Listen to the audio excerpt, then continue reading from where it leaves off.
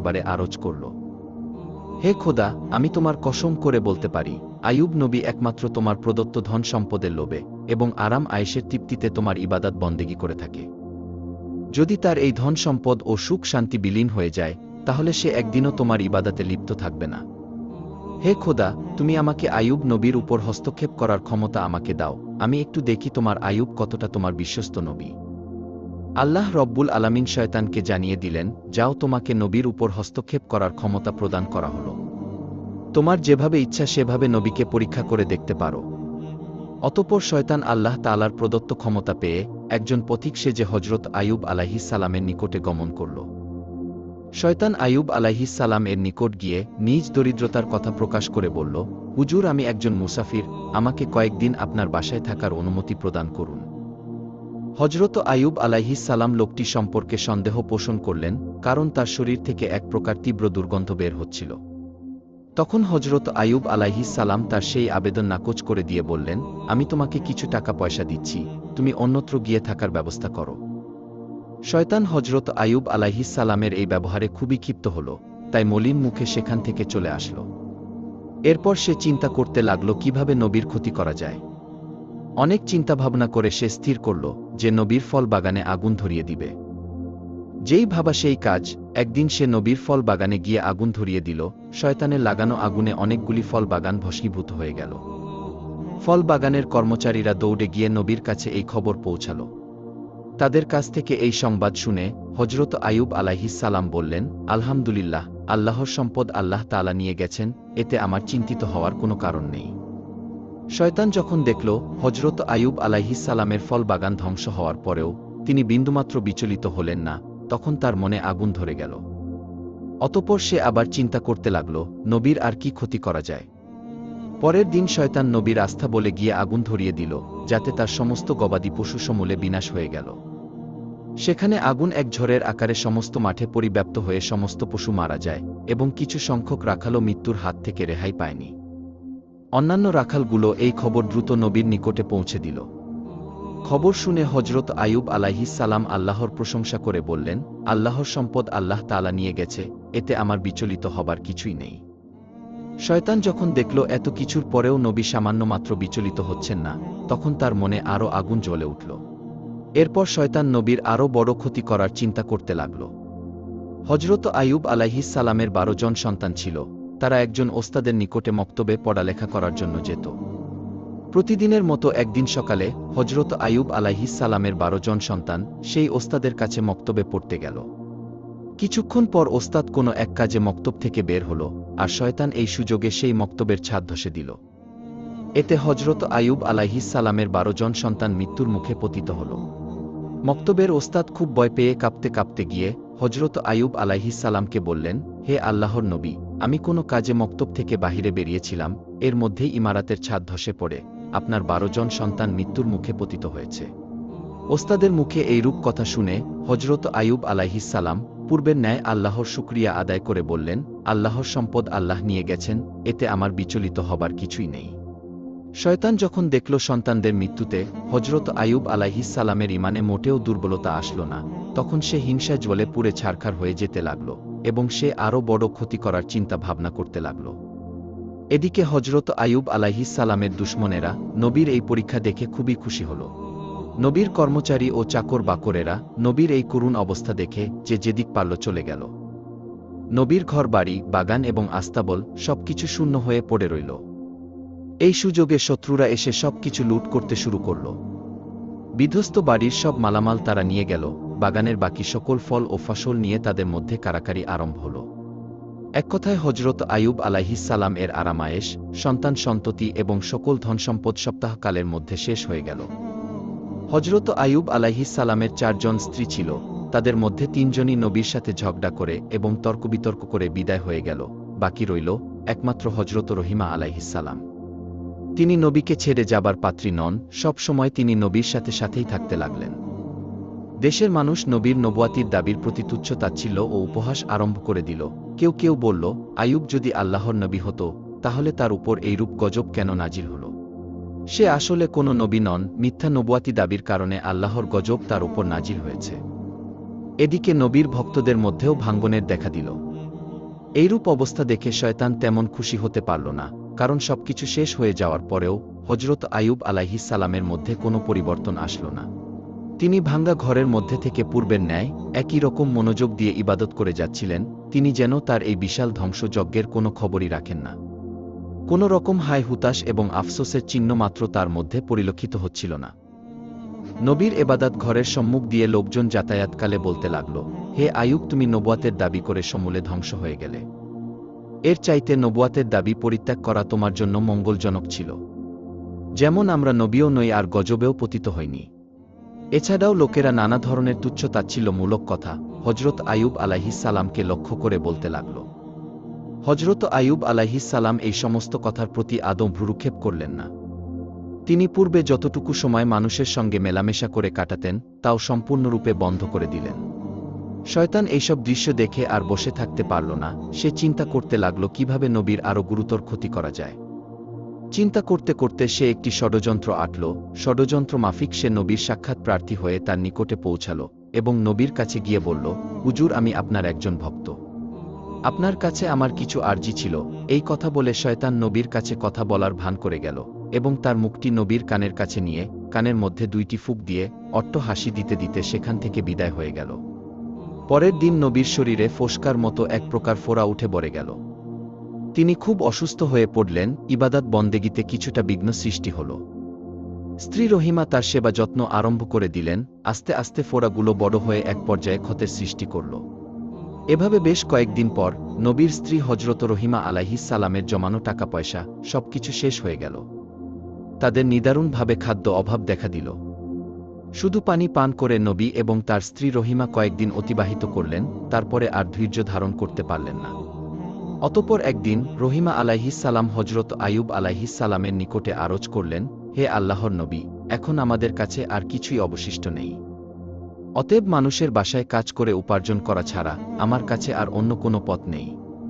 আপনি যদি আমাকে অনুমতি দিতেন তাহলে আমি গ্রামে গিয়ে মানুষের বাসায় কাজ করে হালাল রুজি উপার্জন করতে পারতাম, আর তা দিয়েই আমাদের আহারের ব্যবস্থা করা যেত। হজরত আইয়ুব আলাইহিস সালাম বিবি রহিমার মুখে এইরূপ কথা শুনে অনেকক্ষণ কাঁদলেন। তারপর তিনি বললেন, রহিমা, তোমাকে কষ্ট দেওয়ার কোনো মানসিকতা আমার ছিল না, কিন্তু আমি অত্যন্ত অসুস্থ হয়ে পড়েছি, তাই বাধ্য হয়েই তোমাকে অনুমতি দিতে হচ্ছে। তুমি যাও, মানুষের বাসায় গিয়ে কাজ করো, তারপরও তো কিছু হালাল রুজি উপার্জন করা যাবে। নবীর অনুমতি পেয়ে বিবি রহিমা মানুষের বাসায় কাজ করতে আরম্ভ করে দিলেন। এদিকে গ্রামবাসী হজরত আইয়ুব আলাইহিস সালামের শরীরের অবস্থা দেখে অত্যন্ত ভীত সন্ত্রস্ত হয়ে পড়ল, ঘৃণায় তাদের শরীর গিরগির করতে লাগল। এছাড়াও শরীরের গোস্ত পচা গন্ধে মানুষ অতিষ্ঠ হয়ে উঠল। তাই একদিন তারা হজরত আইয়ুব আলাইহিস সালামের নিকটে উপস্থিত হয়ে বলল, হে আইয়ুব, তুমি অতি তাড়াতাড়ি আমাদের এই গ্রাম ছেড়ে অন্যত্র চলে যাও, না হলে আমরা তোমাদেরকে বের করে দিতে বাধ্য হব। হজরত আইয়ুব আলাইহিস সালামের সঙ্গে তখন মাত্র ৩ জন লোক ছিল। একজন ছিলেন তার স্ত্রী বিবি রহিমা, আর 2 জন হজরত আইয়ুব আলাইহিস সালামের শীর্ষ ও ভক্ত। তারা সব সময় নবীর দেখাশোনা ও সেবা করত। গ্রামবাসীদের ক্রমাগত চাপের মুখে হজরত আইয়ুব আলাইহিস সালামের শিষ্যরা তাকে বহন করে অন্য গ্রামে চলে যাবার জন্য রওনা করল। অনেকক্ষণ পথ চলার পর তারা অপর একটি গ্রামে উপস্থিত হল। সেই গ্রামের লোকেরা হজরত আইয়ুব আলাইহিস সালামের শরীরের অবস্থা দেখে বলল, তোমরা এখনই তাকে নিয়ে অন্যত্র চলে যাও, না হলে আমরা তোমাদেরকে মেরে এখান থেকে তাড়িয়ে দেব। এভাবে শিষ্যরা 7টি গ্রামে হজরত আইয়ুব আলাইহিস সালামকে নিয়ে ঘুরল, কিন্তু কোনো গ্রামের লোকেরা হজরত আইয়ুব আলাইহিস সালামকে আশ্রয় দিল না।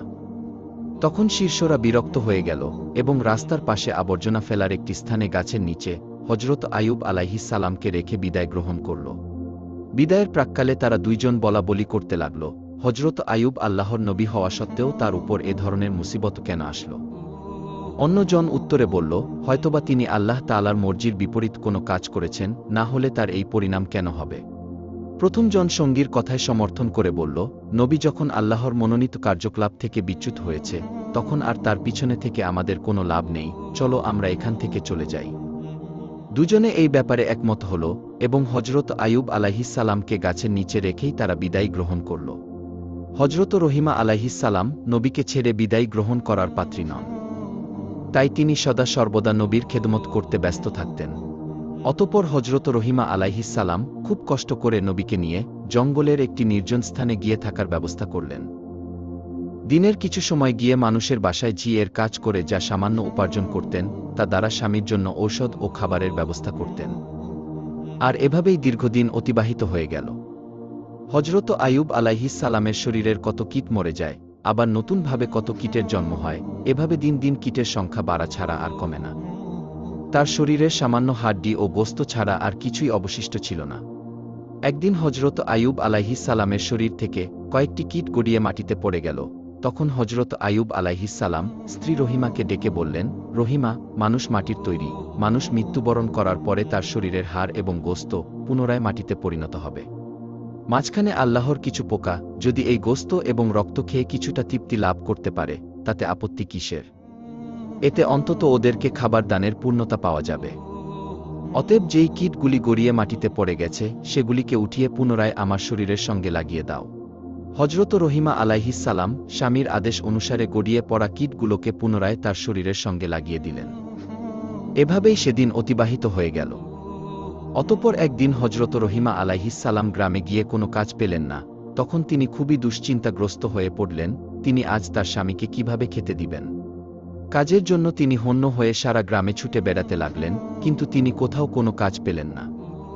অবশেষে তিনি একজন মহিলার কাছে গিয়ে বললেন, হে মহিয়সী নারী, আপনি আমাকে আজকের জন্য কিছু টাকা ধার দিন, আমি আগামী দিন এই টাকা আপনাকে পরিশোধ করে দেব।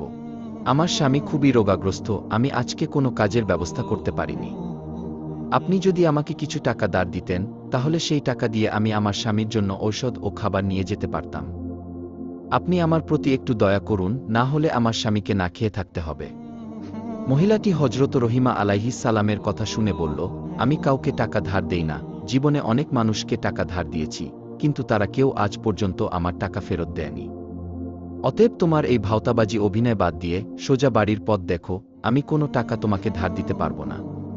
হজরত রহিমা আলাইহিস সালাম বললেন, তবে আমাকে কিছু কাজ দিন, আর সেই কাজের বিনিময়ে না হয় আমাকে কিছু টাকা দিবেন। তখন মহিলাটি বলল, আমার কাছে এখন কোনো কাজ নেই, তবে আমি তোমাকে একটি শর্তের বিনিময়ে টাকা দিতে পারি।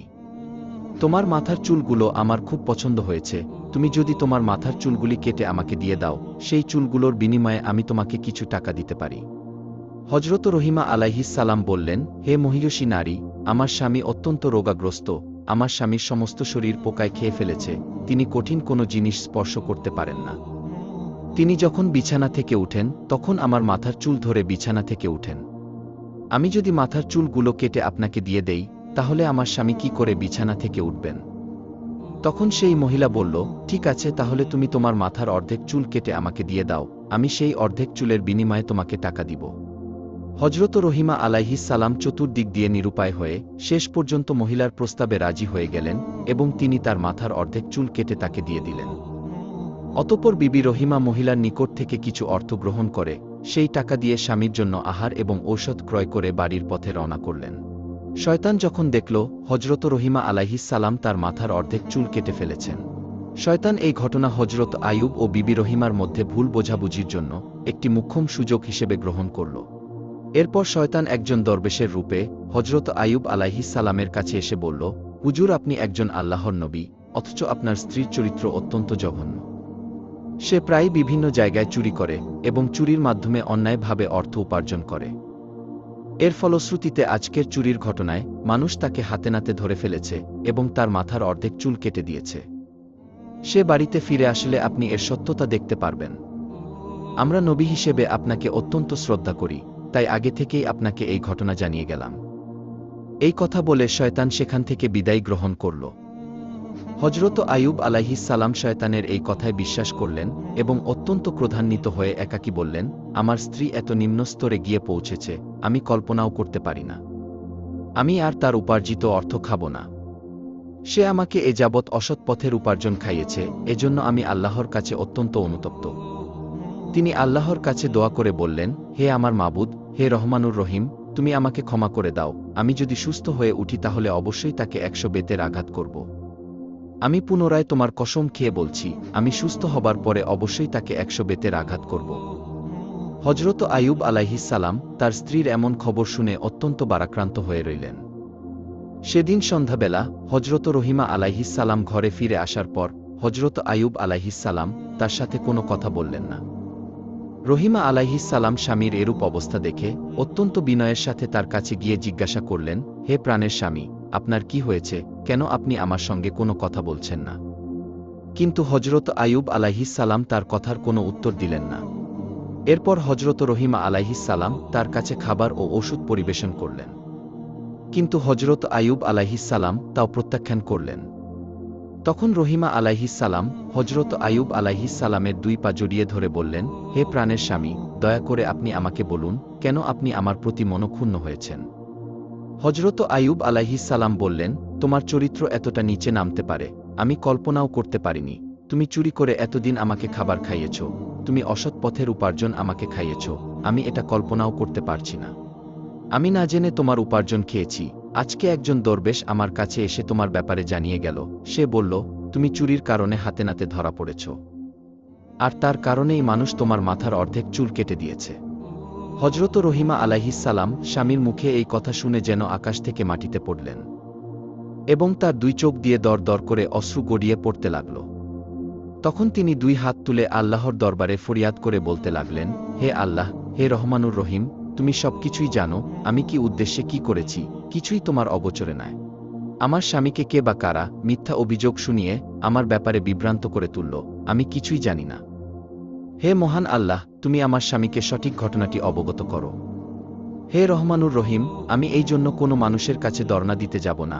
তুমি আমার একমাত্র ভরসা, তুমি সর্বশ্রেষ্ঠ বিচারক, অতএব এর বিচার তুমি করো। হে প্রভু, যেই জালিম আমার স্বামীকে আমার ব্যাপারে কুধারণা সৃষ্টি করেছে, তার তুমি সঠিক বিচার করো।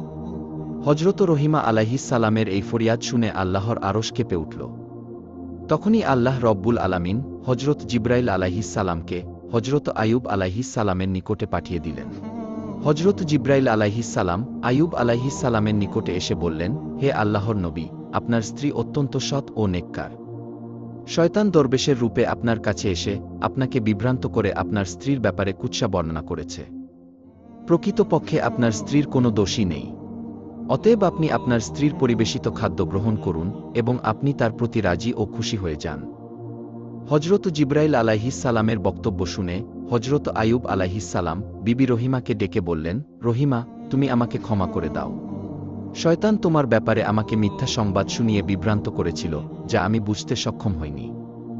আর তুমি আমার প্রতি মনক্ষুণ্ণ থেকো না, কারণ আমি না বুঝে এই সকল কথা তোমাকে বলেছিলাম, আর কখনোই তোমার প্রতি আমি রাগ করব না। বিবি রহিমা প্রতিদিন কাজের বিনিময়ে কিছু অর্থ উপার্জন করে জীবিকার ব্যবস্থা করতেন। শয়তান যখন নবীকে হজরত রহিমা আলাইহিস সালামের ব্যাপারে অভিযোগ করে কোনো সুফল পেল না, তখন সে একজন বৃদ্ধ মানুষের রূপে একদিন হজরত রহিমা আলাইহিস সালামকে পথিমধ্যে জিজ্ঞাসা করল, মা, তোমাকে এমন দুরবস্থাগ্রস্ত দেখাচ্ছে কেন? হজরত রহিমা আলাইহিস সালাম উত্তর দিলেন, আমার স্বামী খুবই অসুস্থ, তার শরীরে ঘা হয়েছে এবং তাতে পোকা জন্মেছে। তার শরীরের রক্ত ও গোস্ত পোকায় খেয়ে হাড্ডি বের করে দিয়েছে। তাই আমি তাকে নিয়ে দিবারাত্র খুবই চিন্তায় থাকি।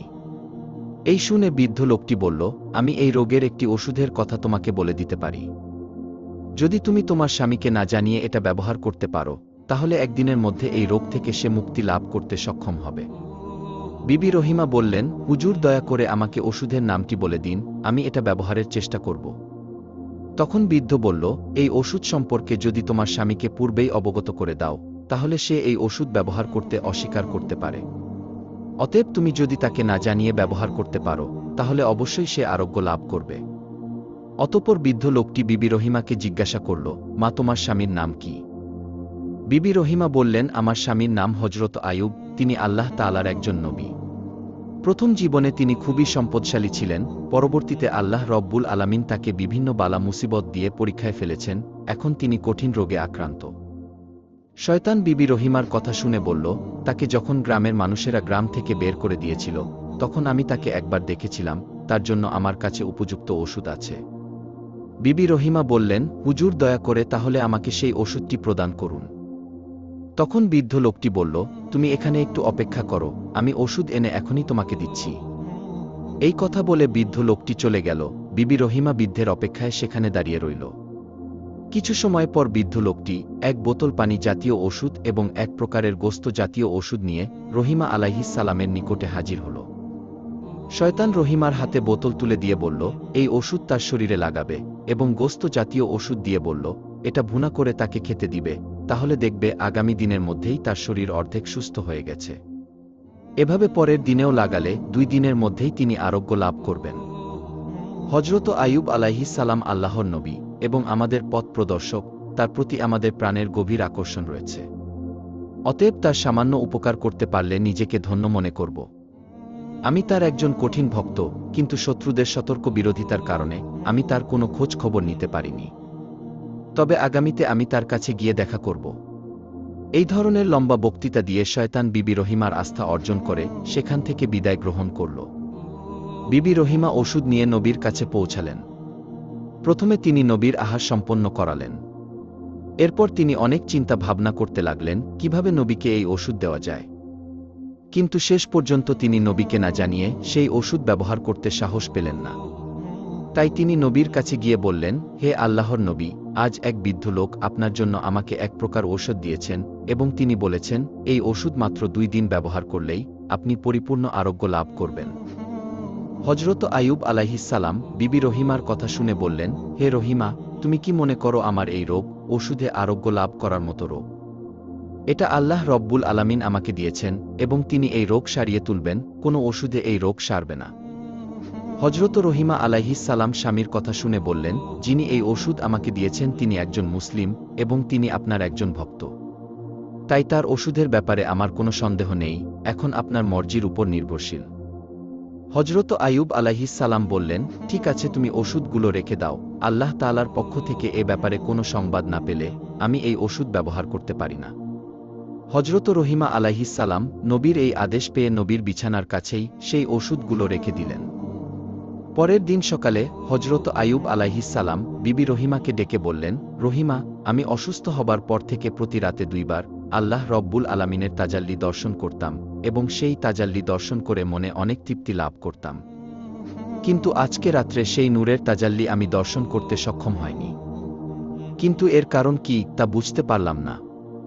রহিমা বললেন, হে প্রাণের স্বামী, আপনি একজন আল্লাহর নবী, এর উপযুক্ত কারণ হয়তো আপনার কাছেই জানা আছে। আমি একজন সাধারণ আল্লাহর বান্দী, আমি কি করে জানব এর উপযুক্ত কারণ কি? এরপর হজরত আইয়ুব আলাইহিস সালাম খুবই দুশ্চিন্তায় পড়ে গেলেন। এভাবে 3 দিন অতিবাহিত হয়ে গেল, তিনি আল্লাহ রব্বুল আলামিনের তাজাল্লির দর্শন করতে সক্ষম হলেন না। অবশেষে তিনি 2 হাত তুলে আল্লাহর দরবারে কেঁদে কেঁদে তাজাল্লি দর্শন লাভের জন্য ফরিয়াদ জানাতে লাগলেন। হে আল্লাহ রব্বুল আলামিন, আমি জানি না কি ভুলের কারণে আপনার তাজাল্লি দর্শন লাভ করতে আমি সক্ষম হচ্ছি না। আমার যদি কোনো ভুল হয়ে থাকে তাহলে আমার ভুলগুলো ক্ষমা করে দিন। আর দয়া করে আপনার তাজাল্লির দর্শন থেকে আমাকে বঞ্চিত করবেন না। হজরত আইয়ুব আলাইহিস সালামের এরূপ দোয়ার পর হজরত জিবরাইল আলাইহিস সালাম এসে তাকে জানালেন, হে আল্লাহর নবী, আপনার বিছানার পাশে শরাবের বোতল ও শূকরের গোস্ত রাখা আছে। এইসব হারাম জিনিস আপনার বিছানার পাশে রেখে আপনি কিভাবে আল্লাহর তাজাল্লি দর্শনের আশা করতে পারেন? আপনি যদি পুনরায় আল্লাহর তাজাল্লির দর্শন লাভ করতে চান তাহলে অবশ্যই এই জিনিসগুলো এখনই আপনার বিছানার পাশ থেকে অপসারণ করুন। গভীর রজনীতে হজরত আইয়ুব আলাইহিস সালাম বিবি রহিমাকে ডেকে বললেন, হে রহিমা, আমার বিছানার কাছে কোথায় শরাব ও শূকরের গোস্ত আছে দেখো, অতিসত্বর সেগুলোকে অপসারণ করো। ওই বস্তুগুলো এখানে থাকার কারণে আমি আল্লাহর তাজাল্লি দর্শনে ব্যর্থ হচ্ছি। বিবি রহিমা চতুর্দিকে ভালো করে খোঁজাখুঁজি করলেন, কিন্তু তিনি কোথাও শরাব ও শূকরের গোস্ত পেলেন না। তখন হজরত আইয়ুব আলাইহিস সালাম তাকে বললেন, তোমার আনা সেই ওষুধগুলো কোথায়? বিবি রহিমা বললেন, সেগুলো এখানেই আছে, আপনার বিছানার পাশে। নবী বললেন, সেগুলোকে এখান থেকে সরিয়ে ফেলো, আমার মনে হয় এইগুলোই শরাব এবং শূকরের গোস্ত। নবীর আদেশ পেয়ে বিবি রহিমা তখন সেই ওষুধগুলোকে দূরে সরিয়ে রাখলেন। অতঃপর হজরত আইয়ুব আলাইহিস সালাম আবার আল্লাহর ইবাদতে ধ্যানমগ্ন হলেন। যখন রজনী শেষের দিকে আসলো তখন আইয়ুব আলাইহিস সালাম চিৎকার দিয়ে বলে উঠলেন, হে রহিমা, এবার আমি আল্লাহর তাজাল্লি দর্শন লাভ করতে সক্ষম হচ্ছি। রহিমা, ভেবে দেখো, তাহলে ওই ওষুধগুলোই ছিল শরাব এবং শূকরের গোস্ত। এগুলো আমার নিকটে থাকায় আমি আজ 3 দিন পর্যন্ত আল্লাহর তাজাল্লি দর্শনে ব্যর্থ হয়েছি। এগুলো যে তোমাকে দিয়েছে সে মানুষ নয়, বরং সে মানুষরূপী শয়তান। শয়তান এই ওষুধগুলো দিয়ে তোমাকে এবং আমাকে বিভ্রান্ত করার চেষ্টা করেছিল। কিন্তু আল্লাহ রব্বুল আলামিনের অশেষ মেহেরবানিতে আমরা শয়তানের ধোঁকা থেকে রক্ষা পেতে সক্ষম হয়েছি। হজরত আইয়ুব আলাইহিসসালাম এইভাবে দীর্ঘ 18 বছর অসুস্থ হয়েছিলেন এবং দুঃখ যাতনা ভোগ করেছিলেন। শেষের দিকে যখন তার শরীরের পোকাগুলো তার চোখ ও জিহ্বায় আক্রমণ করতে লাগল, তখন তিনি কেঁদে কেঁদে আল্লাহর দরবারে ফরিয়াদ করে বললেন, হে খোদা, আমার চোখ দ্বারা আমি সূর্য দেখে নামাজের ওয়াক্ত ঠিক করি, আর জিহ্বা দ্বারা তোমার জিকির করি। অতএব এই দুটি জিনিসও যদি পোকায় খেয়ে নষ্ট করে ফেলে, তাহলে তোমার ইবাদত করা আমার জন্য কষ্টকর হয়ে যাবে। তখন আল্লাহ তাআলা তার নবীকে জানিয়ে দিলেন, আমি অচিরেই আপনাকে রোগমুক্ত করব এবং আপনার স্ত্রীকে পুরস্কৃত করব। অতঃপর কোনো একদিন ভোরবেলা বিবি রহিমা কাজে বের হয়ে গেলেন। বিবি রহিমা কাজে বের হয়ে যাবার পরে হজরত জিব্রাইল আলাইহিসসালাম হজরত আইয়ুব আলাইহিসসালামের নিকটে এসে বললেন, হে আল্লাহর নবী, আপনি আপনার পদযুগল দিয়ে মাটির উপর আঘাত করুন। আপনার পায়ের আঘাতে একটি নহর সৃষ্টি হবে, আপনি সেই নহরের পানি দ্বারা গোসল করুন এবং পেট ভরে সেই পানি পান করুন, অল্পক্ষণের মধ্যেই আপনি সুস্থ হয়ে উঠবেন। হজরত আইয়ুব আলাইহিসসালাম জিব্রাইল আলাইহিসসালামের পরামর্শ অনুসারে তার দুই পায়ের দ্বারা মাটির উপর আঘাত করলেন। তখন সেখান থেকে একটি পানির ফোয়ারার সৃষ্টি হল এবং সেই ফোয়ারা থেকে পানি উৎকলিত হয়ে হজরত আইয়ুব আলাইহিসসালামের শরীরে পতিত হল। আল্লাহর মেহেরবানিতে হজরত আইয়ুব আলাইহিসসালামের শরীরে ফোয়ারার পানি লাগার সঙ্গে সঙ্গে তার শরীরের ক্ষতস্থানগুলো ভালো হয়ে নতুন চামড়া গজাল। অতঃপর নবী সেই ফোয়ারার পানি দিয়ে ভালোভাবে গোসল করলেন। সাথে সাথে হজরত আইয়ুব আলাইহিসসালামের সমস্ত শরীরে নতুন চামড়া গজাল এবং তার ক্ষতগুলো এমনভাবে নিশ্চিহ্ন হয়ে গেল যেন তার শরীরে কোনোদিন কোনো ক্ষত বা রোগের চিহ্নই ছিল না। ফোয়ারার পানি দিয়ে গোসল করার পর তার শরীর পূর্বের চাইতে অনেক উজ্জ্বল ও সুন্দর হয়ে উঠল, তার চেহারা চাঁদের আলোর ন্যায় জল জল করতে লাগল। তিনি গোসল শেষ করে পেট ভরে সেই ফোয়ারার পানি পান করলেন। এতে তার ক্ষুধার তৃষ্ণা সম্পূর্ণরূপে দূর হয়ে গেল। এই সময় তিনি দেখলেন একজন ফেরেশতা দূর থেকে থলে ভর্তি করে কাপড় নিয়ে তার কাছে হাজির হয়ে বলল, হে আল্লাহর নবী, এগুলো আপনার জন্য জান্নাত থেকে নিয়ে আসা হয়েছে, এগুলো আপনি পরিধান করুন। হজরত আইয়ুব আলাইহিসসালাম পোটলা খুলে দেখতে পেলেন সেখানে জান্নাতি কাপড় রয়েছে। অতঃপর তিনি জান্নাতি জামা কাপড় পরিধান করলেন এবং তার মনে অশেষ তৃপ্তি এল। তিনি দীর্ঘ 18 বছর অসুস্থ থাকার পরে আজকে পরিপূর্ণভাবে আরোগ্য লাভ করলেন এবং হাঁটতে চলতে সক্ষম হলেন। অতঃপর তিনি আল্লাহর দরবারে শুকরিয়া আদায় করে একটু দূরে জঙ্গলের এক প্রান্তে বসে রইলেন। এমন সময় বিবি রহিমা কষ্টে উপার্জিত অর্থ দ্বারা কিছু খাবার ক্রয় করে দ্রুত স্বামীর নিকট ফিরে আসলেন। তিনি তার স্বামীর নিকটে ফিরে এসে দেখলেন স্বামী তার বিছানায় নেই। অতঃপর তিনি সেখানে বসে চিৎকার করে কাঁদতে আরম্ভ করে দিলেন এবং বিনয়ের সঙ্গে আল্লাহ রব্বুল আলামিনের দরবারে প্রার্থনা করলেন, হে আমার মাবুদ, আমি জানি না আমার স্বামীকে কে নিয়ে গেছে, তাকে কি কোনো বাঘে খেয়ে ফেলেছে নাকি অন্য কোনো জীবজন্তু গায়েব করে দিয়েছে, আমি কিছুই জানি না। হে আল্লাহ, আমি তোমার কাছে ফরিয়াদ জানাচ্ছি, তুমি আমার স্বামীকে আমার কাছে ফিরিয়ে দাও। হে মাবুদ, আপনি পারেন না এমন কোনো কাজ নেই, আমি আমার স্বামীকে ছাড়া কোনোভাবেই বাঁচব না। এভাবে অনেকক্ষণ যাবৎ হজরত রহিমা আলাইহিসসালাম আল্লাহ রব্বুল আলামিনের দরবারে ফরিয়াদ করার পরে উঠে দাঁড়ালেন এবং তিনি এদিক সেদিক ছোটাছুটি করে হজরত আইয়ুব আলাইহিসসালামের খোঁজ করতে লাগলেন। তিনি দেখতে লাগলেন যে কোথাও হজরত আইয়ুব আলাইহিসসালামের কোনো চিহ্ন খুঁজে পাওয়া যায় কিনা। কিন্তু অনেকক্ষণ তিনি ছোটাছুটি করার পরেও হজরত আইয়ুব আলাইহিসসালামের কোনো চিহ্ন তিনি খুঁজে পেলেন না। এরপর তিনি দেখতে পেলেন দূরে এক ব্যক্তি সুন্দর পোশাক পরিচ্ছদ পরে বসে রয়েছেন। তিনি সেই ব্যক্তির নিকট গিয়ে জিজ্ঞাসা করলেন, জনাব, এখানে গাছের নিচে একজন রোগী ছিল, আপনি কি তার কোনো খবর জানেন? হজরত আইয়ুব আলাইহিসসালাম এতক্ষণ দূরে বসে হজরত রহিমা আলাইহিসসালামের অবস্থা পর্যবেক্ষণ করছিলেন। তৎক্ষণাৎ তিনি হজরত রহিমা আলাইহিসসালামের কাছে তার পরিচয় প্রকাশ করলেন না। তিনি হজরত রহিমা আলাইহিসসালামকে জিজ্ঞাসা করলেন, রোগী তোমার কি হয়? হজরত রহিমা আলাইহিসসালাম বললেন, তিনি আমার প্রাণের স্বামী ছিলেন, তিনি আল্লাহর একজন নবী ছিলেন, তার নাম হজরত আইয়ুব আলাইহিসসালাম। তিনি দীর্ঘ 18 বছর অসুস্থ অবস্থায় এখানে ছিলেন, একমাত্র আমি তার দেখাশোনা করতাম। কিন্তু আজকে কাজের পরে ফিরে এসে আমি আমার স্বামীকে আর দেখছি না।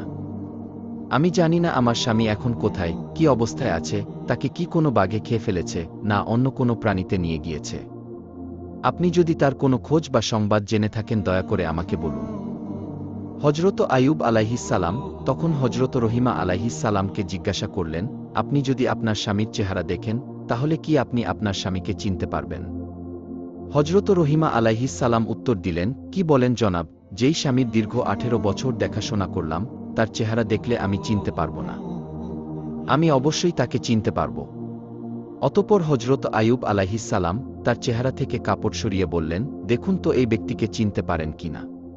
বিবি রহিমা আলাইহিসসালাম যখন হজরত আইয়ুব আলাইহিসসালামের নুরানি চেহারার দিকে দৃষ্টিপাত করলেন, তখনই তিনি হাউমাউ করে কেঁদে উঠলেন এবং তাকে জড়িয়ে ধরে বললেন, হে আল্লাহর নবী, আল্লাহ রব্বুল আলামিন আপনাকে এইভাবে সুস্থ করে তুলবেন আমি স্বপ্নেও কল্পনা করতে পারিনি।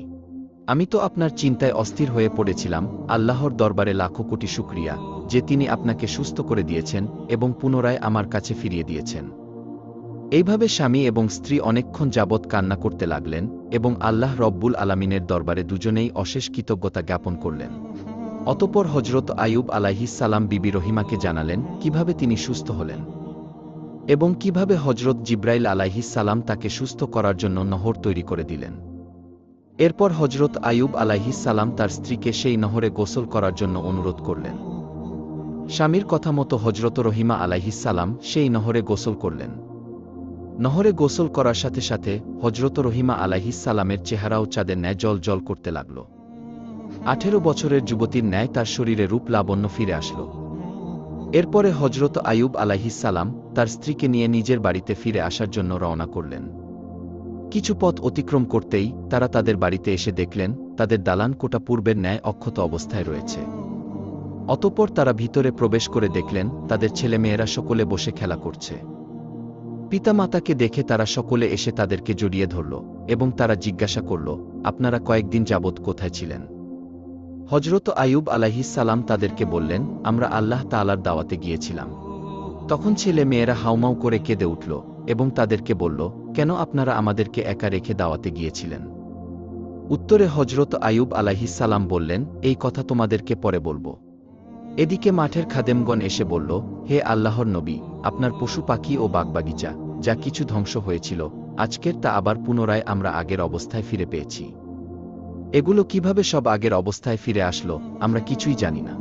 কিছুক্ষণ পরে কয়েকজন খাদেম এসে বলল, হুজুর, আপনার ধন সম্পদ এবং আসবাবপত্র লোকেরা যা লুট করে নিয়েছিল তার সম্পূর্ণ আমরা ফিরে পেয়েছি। সমস্ত মালপত্র আমাদের এই প্রাসাদের কয়েকটি কক্ষে রক্ষিত আছে।